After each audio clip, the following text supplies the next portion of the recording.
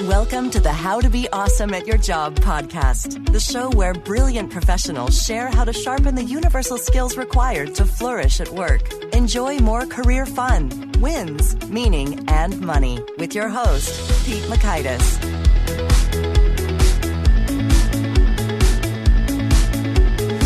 Hello, and thanks so much for joining us here for episode 103 with Chris McGoff.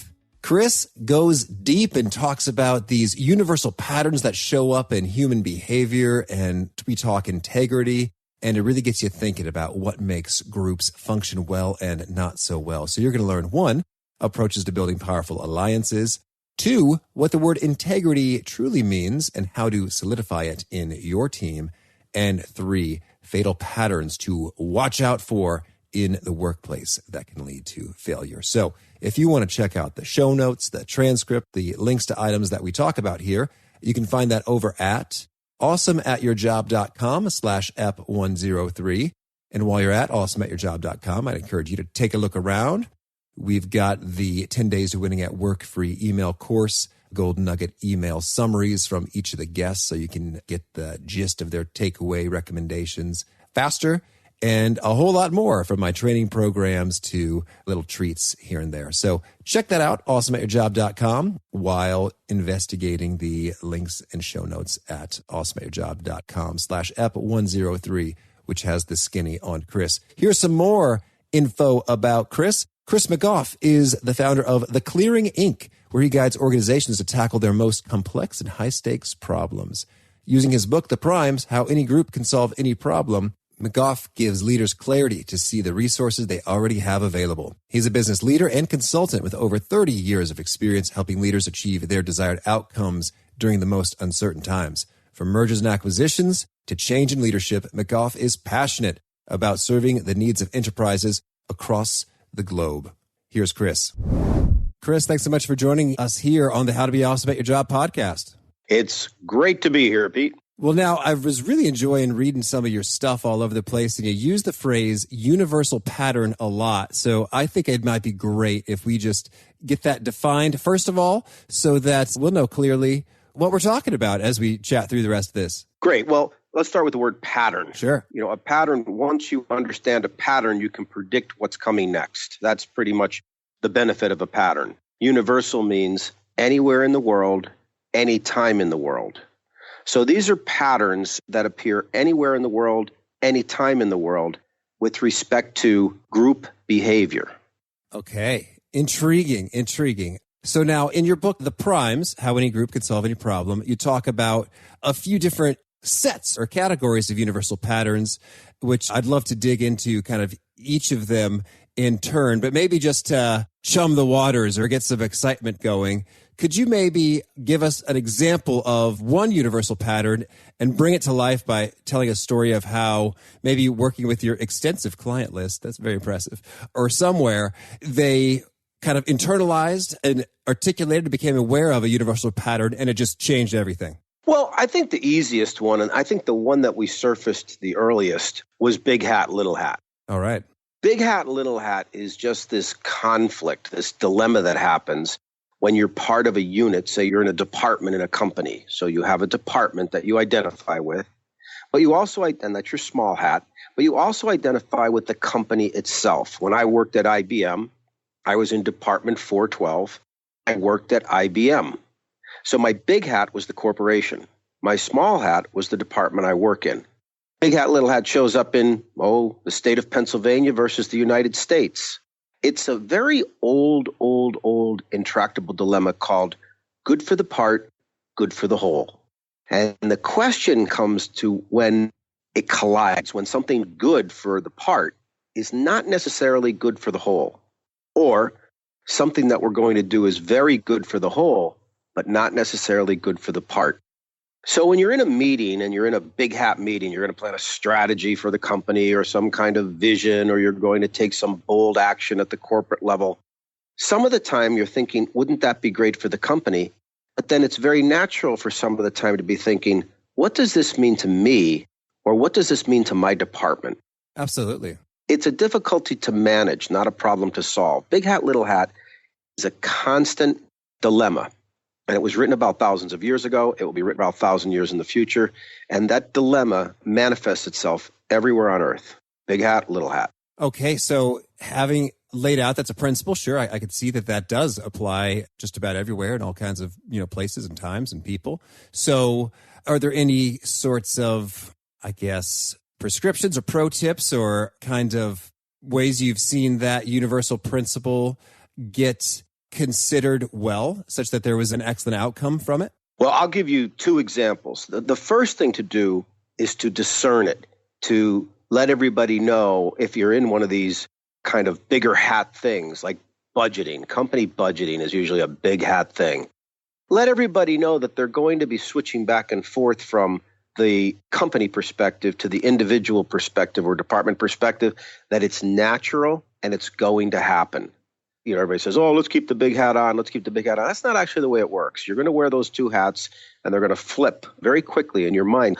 So I think one of the best things to do is to name it and say, look, because of the nature of this meeting, because we're building a corporate budget, this is going to be a big hat meeting, but you're going to shift into that little hat and ask yourself, what does this mean to me and my department? It's okay. Here's the red card, though.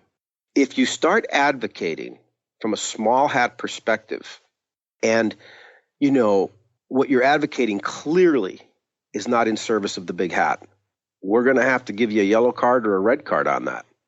So once it's distinguished, you'll hear the group, while they're talking, you'll hear the group go, yeah, we got that, but that's really a little hat perspective. And they start to self-police. So the cool part about the big hat, little hat is once it's distinguished in the meeting, the group will self-police itself. Okay, very good. So you're saying that a big piece of it is just that, you have a unique vocabulary for it. I guess it doesn't sound selfish, or it's like, that seems like a little hat perspective sounds a little bit nicer to say than stop being so myopic and only looking at your own viewpoints. It just seems like a nicer, friendlier way to kind of enforce and bring people up to where they need to be. It is. It's not making people wrong. It's just naming something that's very natural. It's right to advocate for those you're loyal to in your unit. It is right to do that. And it is right to advocate for what is right for the business. This isn't right and wrong.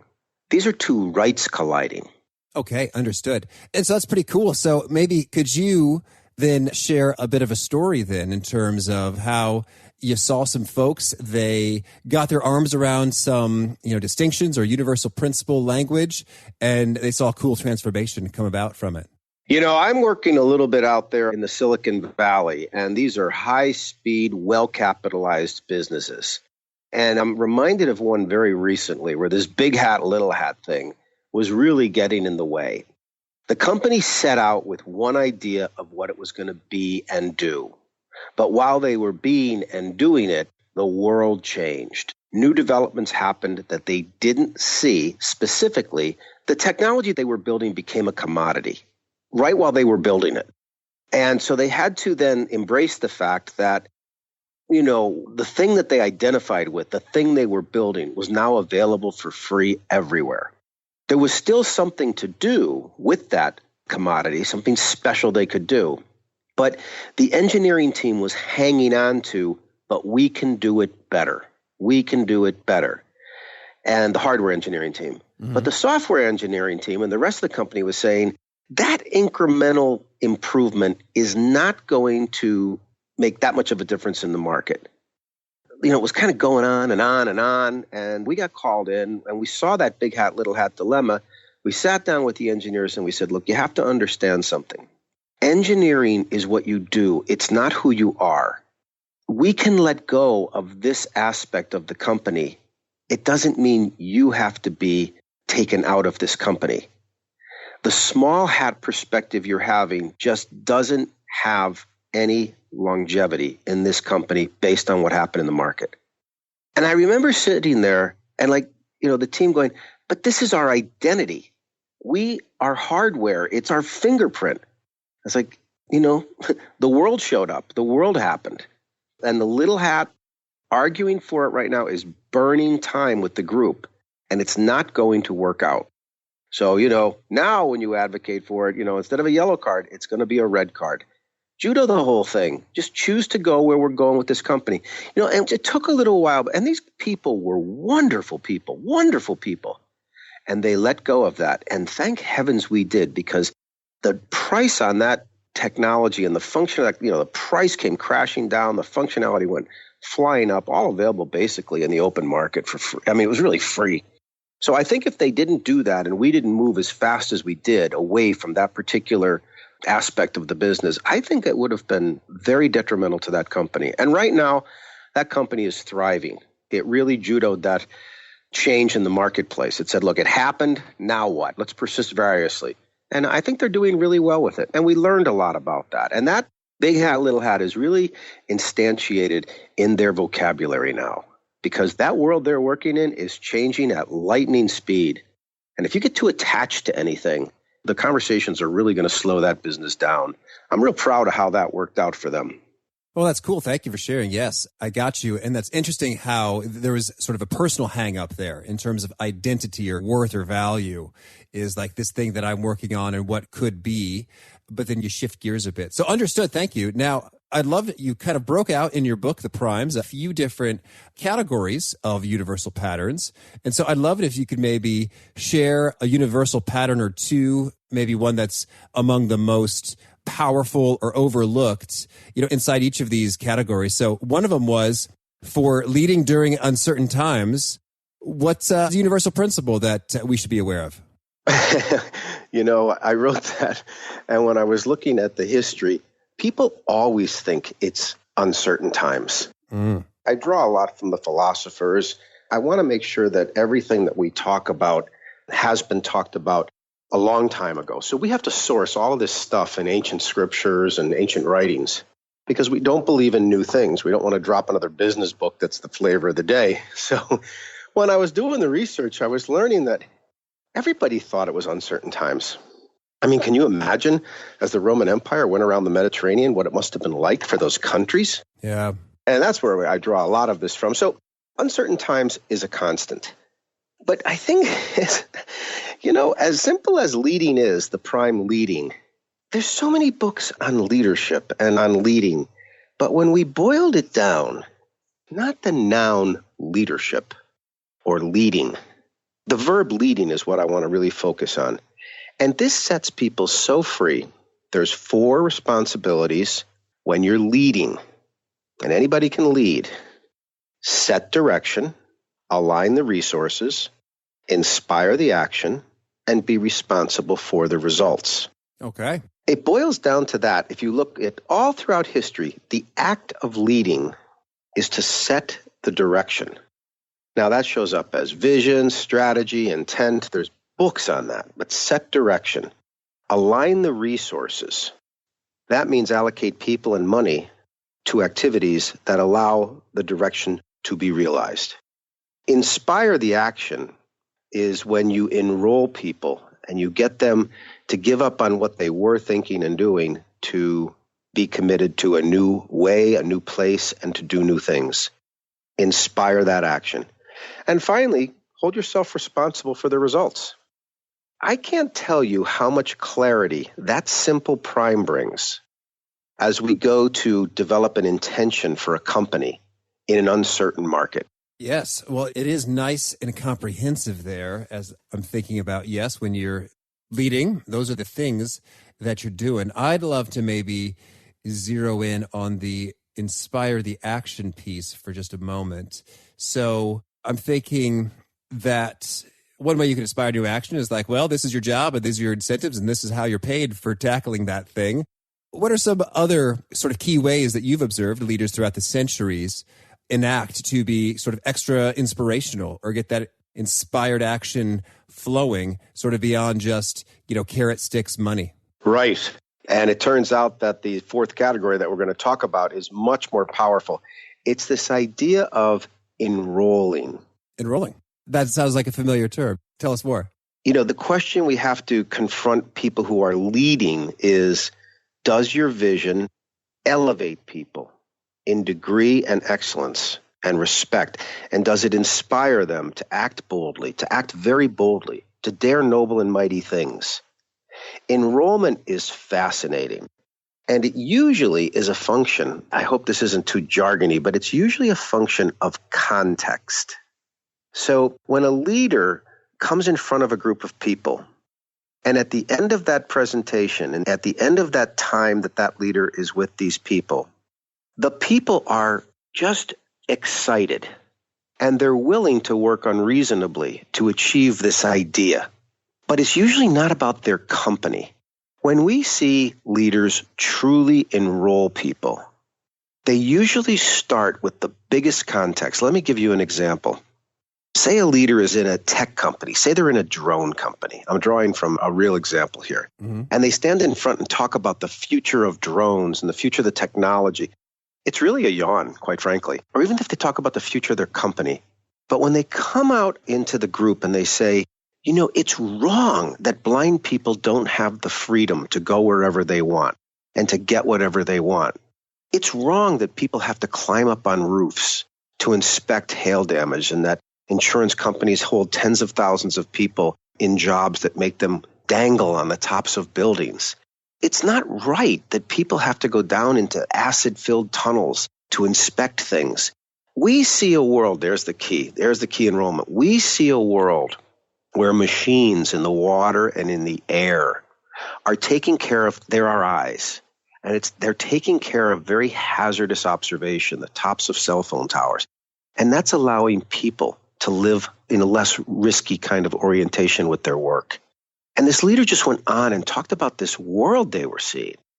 And when we all really got excited about it, really excited about it, we're like, that's the kind of thing that we should, he said, and we're going to build the drones that make that possible. All right. It was the context that excited us. That's cool. Thank you. That is a great example. And it's funny, it reminds me of the TV series you talked about, Silicon Valley. If you've seen the show Silicon Valley, it cracks me up. They always talk about we're changing the world. And so they left it as sort of a punchline, like what, how, what do you mean?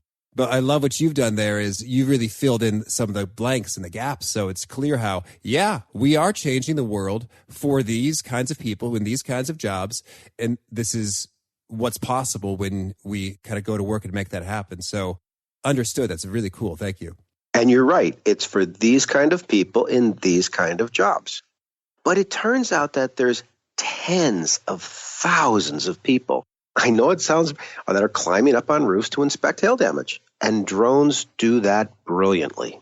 Perfect. Okay, cool. Thank you. Well, could you now maybe give us a universal pattern for forming powerful alliances? Well, we're in a world right now. I don't know. I looked at your audience, and I'm really glad to be speaking into this group. I think you'll agree. It's really difficult to take on noble and mighty things by yourself these days. Oh, sure. And it's even difficult to take on noble and mighty things with just the people in your company. We're almost forced to work between our companies to people. We have to join up people who aren't normally together. We have to put these groups together. I can't tell you a day where I'm just working with the same group of people. I'm always forming these alliances. And so it turns out that forming alliances is just a real important capacity for a thriving business today. And when you try to form these alliances, it can be very difficult unless you get people into a shared perspective. Okay. Now, for an alliance to have power, they have to have three things: a shared perspective, a shared intent, and an action plan that allows them to coordinate their actions. Three things. We're talking now about perspective. And, when we found that old piece of silk, it's on the internet, people can look it up, of the blind man and the elephant. And the one guy's holding on to the leg and he's saying, hey, it's a tree. And the other guy's holding on to the trunk and he's saying, hey, it's some kind of pipe. And somebody's got the ear and they're saying, it's some kind of warm leaf. And somebody's got the tail and that person's saying, no, it's a rope. And there's one person who can see standing way back, seeing that it's an elephant, but understanding that each of these people are perceiving this based on their point of view, what they can see. If you try to get those people to make, an agreement around an intention, it's going to be all over the map. So the first thing that we have to do when we form an alliance is we have to get people into a shared perspective. And a very simple way to think about that is, if you're standing right on a street level and you see a lot of traffic and you say, hey, let's fix this traffic, your plan will be different than if you're standing on a building looking down at that traffic and you can see further up and down the street. That plan would be different if you were up in an airplane, and that plan will be different if you took a satellite view. When you form an alliance, people are existing at all different levels of perspective. And so one of the key things in forming powerful alliances is to build a model, to model the problem, model the opportunity, to draw a picture of it. Because it causes these strangers, these people that are coming together to form an alliance, it causes them to snap into a common level of perspective. Once they have a common level of perspective, it's not that hard for them to establish an intent about what they want to do together. But I'll tell you something. You bring a group together and you don't get them aligned on perspective, and you're going to have a lot of fragmentation around their intent. Mm-hmm. Does that make sense? I hear you. Absolutely. It's like you said, they're all over the place. So it's hard to intend the same thing because they think that their intention from their vantage point is, by golly, the thing that just needs to happen because they see it every day. Yeah, it's something that we weren't doing for a long time. We weren't going through the process of building these shared models. And, since we've been doing this, it really snaps the alliance together much faster. Cool. Okay, so then could you also share with us a universal pattern associated with getting outstanding group performance? Well, I'll tell you something. Outstanding group performance, there's simply no way to get around integrity. All right. It's the cornerstone. We all value trust. We know it's important to trust people. When you're going to be working in the context of a group, it's important to trust those people around you. But it's a fool's errand to focus on that. The base of the whole thing is integrity, and integrity is narrowly defined, and I know you'll agree with this. What a word. Socrates alone talked about this word. Aristotle, obviously, the same. Integrity meaning each part does exactly what it's designed to do so the whole can produce the intended outcome. The integrity of a car, each part of a watch, the integrity of a plane, all those parts working together so that the machine flies. Well, it turns out that groups basically work the same way. And in this context, integrity means what I say I'm going to do, I do 100% of the time. It's not moral. This is not moral. It's just integrity. A gun can have integrity. The parts can do what they're individually designed to do so the whole can accomplish what it's designed to do, and it can be used for evil or good. Integrity is agnostic. It simply means I say what I'm going to do, and I do it 100% of the time, no big, no small. When I give my word, my words become what you observe in the world that I do. So we think about integrity really as workability. Now, when you are perceived by the rest of the group as a person of integrity, you become what is called trustworthy. And people who are trustworthy become trusted. And it's a funny thing. Once we trust each other, we're going to start sharing our vulnerabilities, our ideas, things that might make us look bad. We're going to start having intimacy. And that's going to be the source of telling each other the truth. And that's going to set in place enormous performance. But the base of the thing is integrity. You're saying that it naturally follows that if you are, doing what you say you're going to do, your words become actions, your commitments, you follow through upon them 100% of the time, that others around you then trust you, and then they will naturally be willing to be vulnerable with you and sharing and disclosive and opening up. Yes, that is exactly what I'm saying. Yeah, so I think that I see certainly some connections, correlations. I guess I'm wondering, though, I'm imagining, someone who is almost like, a robot. They say something, they commit something, and then they do that something. And then they say, by golly, we can just count on that guy. He's awesome. But that almost seems a little bit different than a person that you would want to open up to. How do you think about that? Is there a contrast? Are these different distinctions, or are these along the same lines? Well, think about it this way. Would you open up to someone that you don't trust? No. Would you tell them a secret? Would you tell them a vulnerability? If you can't be certain what they're going to do with it. If in the past you've observed them not be their word, where They basically say they're going to do one thing, and you observe them doing another. Then you go to them and you have something really, really important that needs to be shared, but it has to be, in confidence. It has to be something that, there's a pact being made. But this person is observed as not being their word. They can't be trusted. So I don't think integrity automatically causes intimacy. All right. But it is a fundamental ingredient of intimacy. It causes safety. Integrity really causes safety.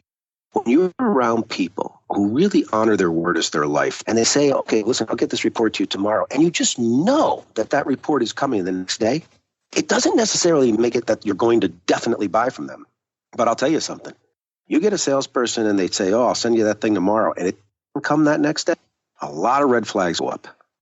So I don't think integrity automatically causes trust, but I don't think trust can happen without it. Does that make sense? Okay, I hear you, yes. So, understood, thank you. Now, I want to hear, in practice, integrity, doing what you say you're going to do 100% of the time, I'd say in practice, most people don't. What are some of your perspectives on practical ways to upgrade your game so that you can be that kind of rock? Yeah, what a question. I mean, it's the central thing in a high-performance group that they value integrity, that they hold integrity as a value. So we have to go in a little bit deeper here, and let's give some real specifics. The first thing that's going to happen when a group takes on integrity as a value is they have to take on the word no. All right. When we request to the individuals in the group, they have to be able to say no. Because what's happening is you get during the day and I'm going to live in integrity and I'm going to be on time for my meetings and I'm going to get this report done for Mary by 1:00. And it's all set up and it's going to happen. And those commitments exist. And here comes a man of integrity going through his day. And all of a sudden requests start to come into him. And if he says yes to those requests, they will compromise the already yeses that he made, the integrity he's living in. So high-performance groups value the word no as much as the word yes. And high-performance groups will be saying no more than they'll be saying yes substantially. Now, the trick here is you have to distinguish three parts of speech when you're doing the social contracting. You have to distinguish a statement, I'm hungry, from a request, would you please get me food, from a command, get me food. The statement, I'm hungry, requires no response. The request, will you get me food, can have yes or no, and no can have no consequences because it's an actual request. The command, get me food, the only answer is yes. What happens in low performance groups, those three things are not distinguished. Somebody will come in and say, hey, the printer needs paper. And they'll come back 20 minutes later and say, how come you didn't change the printer paper? You didn't ask me to change the printer paper. You didn't ask me to change the printer paper. So let's recap here. Get social contracting right. Understand a statement from a request from a command. And remember, the request, the most popular social contracting tool, yes or no, is an available response. In a high-performance group, the word no is valued as much as the word yes. Why? Because the people saying no, their motive for saying no is to protect their integrity because they've already given yeses, and saying yes to the next request would put that in jeopardy. Now, this is a fundamental. When we work with high-performance teams, whether they're product teams or marketing teams, or we're going to do a merger or an acquisition, this is a walkaway for us. If we can't establish the value of integrity, really crisp social contracting, and being totally okay with the word no, we just don't get to high performance. Okay, I hear you. It's open and shut for you. Understood. And so could you maybe, on the flip side, give us a universal pattern associated with group failure? Well, mishandling big hat, little hat is going to really screw up a group. I think that the one that I really want to hone in on, though, is giving too much attention to laggards. Laggards are people, it's about 13% of the system. Laggards are people who make a living out of destroying possibility. They ask a lot of questions. A lot of their questions are legitimate. The difference between a laggard and an early adopter is both of these people, when they're presented with an opportunity, a possibility, something new happening, they'll both ask questions. The early adopter will ask questions, and the laggard will ask questions. The difference is this. When the early adopter gets their questions answered satisfactorily, they lock and load. They become committed to the possibility, and they carry a lot of the other people in the company with them. Once they lock and load, people go, yep, it's got to be a good idea. Mary thinks it is. She's an early adopter. Mm-hmm. The laggards, once they get answers to their questions, they simply ask more questions, or they bring up Gnostic data. And what happens is the group starts to feed this. They start saying, we got to get Jerry on the bus. We got to get Mary on the bus. And they start giving them attention. And that's exactly what the laggard is looking for. So if you really want to careen a group off of a cliff, really have very low performance, fail to distinguish your laggards. And if you do distinguish them, fail to ignore them sufficiently, because they will take so much group time. It's all noise. There's very little signal in laggards. And they're easy to spot. Once you get used to it, Peter, you can spot them very quickly. And you estimate 1 in 8-ish fall into that category? I think roughly that, yeah.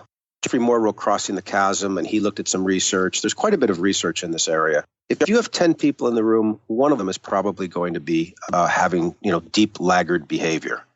They're very articulate. They're very interesting. They're not dim bulbs, but they really have this orientation in life to draw attention to themselves by causing enormous ambiguity, and really they just deflate possibility for a living. That's how they draw attention to themselves. All right. Well, thank you. So, this is some fun, sort of high-level conceptual thinking that has broad applicability in many spheres. So I'd love to get a quick take from you before we hear about some of your favorite things. Is there kind of 1 or 2 sort of immediate start doing this or stop doing that kinds of practical or tactical prescriptions you'd put forward to listeners here now today? If I want to be more awesome at my job and I'm thinking about all these universal patterns, what's something I should start or stop doing right away? Okay. I have to come back to it. If you're not living in integrity with those around you, get there and start immediately. Be on time for things. Have things done when you said you're going to do that. It's not as easy as it sounds. It's really difficult in the world we live in to be a person of your word. So I can't emphasize that enough. It's free of charge. It's a wonderful experience. And all kinds of great things happen when you occur to the world as a person who honors their word as their life. It's just, for me, it was one of the fundamental transformations in my life personally. And as a leader of a company, I'm that person that's sitting in that meeting 5 minutes before it starts. And because I'm leading a company and because that's my orientation in life, our meetings start on time. And it didn't used to be that way. So I just encourage your audience to, simply honor your word as your life, and what you say, do in all matters. And if you don't, clean it up. Mm-hmm. The second thing that I think is fascinating for your listeners that are leading businesses or part of leadership teams in business is get 2 markers, get a yellow and a blue highlighter, and start highlighting your calendar in this very important distinction. Use one of the markers, say the blue marker, to highlight when you're working on your business, and use the yellow marker to highlight the hours of the day where you're working in your business. The in-on distinction and being accountable for how much time you work on your business. That's bringing new functions to your business, new markets to your business. When you work on your business, you're literally changing your business. When you work in your business, you're really operating your business.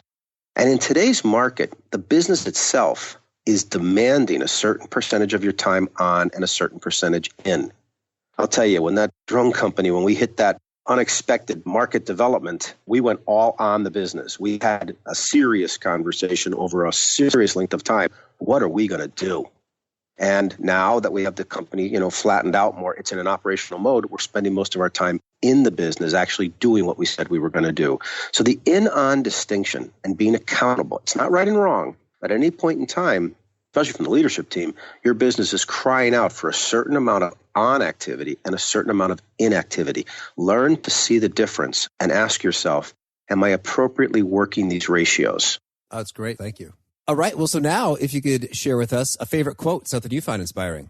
A favorite quote: to know and not to act is not to know. Thank you. And how about a favorite study or experiment or piece of research? Right now, what I'm studying is the word contentment. And I'm fascinated by the Paul's ability to be content when held in the Roman prison. Some of the people that were locked up in the Jewish concentration camps have written about contentment inside those circumstances.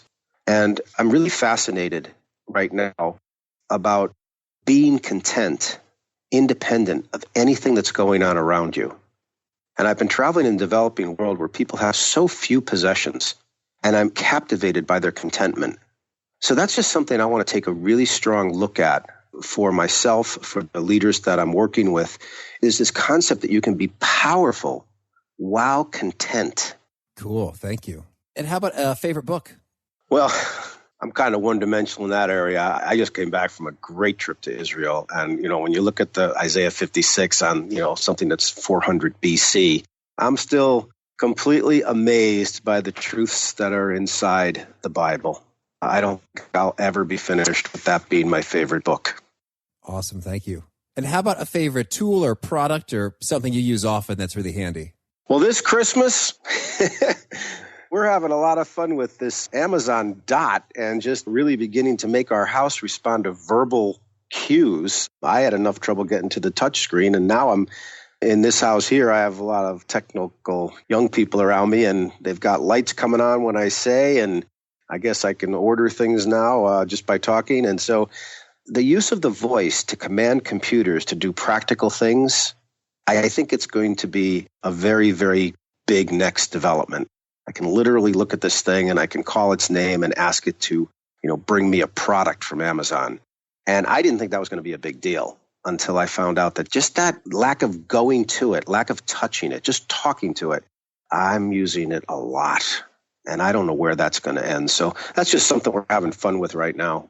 Oh, fascinating. And how about a favorite habit, a personal practice of yours that's been really helpful? I'm just really fascinated by what happens when you take a walk. Just the action of walking, for 20 minutes, 40 minutes. It's more than physical. Just something seems to really happen to people. And I've been asking people about it, and it seems like it's universal. But the power of taking a walk and not listening to headsets, just taking a walk. And if you can walk in nature, I could spend a lot more time doing that. It's a unique thinking process. It makes your body feel good, gives you energy. So that's just something I'm focusing on. Oh, cool. Thank you. And what would you say, is there anything in your books or your teaching that really seems to resonate with folks such that they retweet it, they nod their heads, they furiously scribble notes? Is there a Chris McGoff original that really seems to be hitting the mark with people?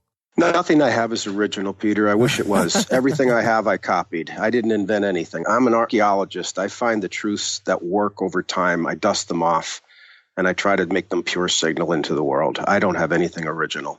But I know that a lot of consultants and a lot of people have this thing of let's analyze what's happening. Let's analyze what's happening.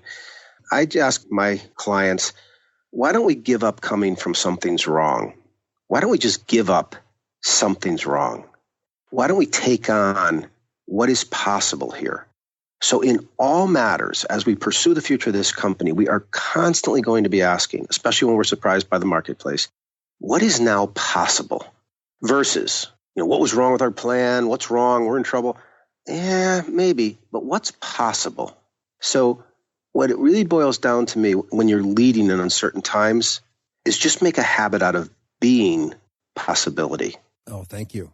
And what would you say is the best place for folks to contact you if they want to learn more or get in touch? Well, you can contact me through theclearing.com. The company is called The Clearing, and our website is theclearing.com.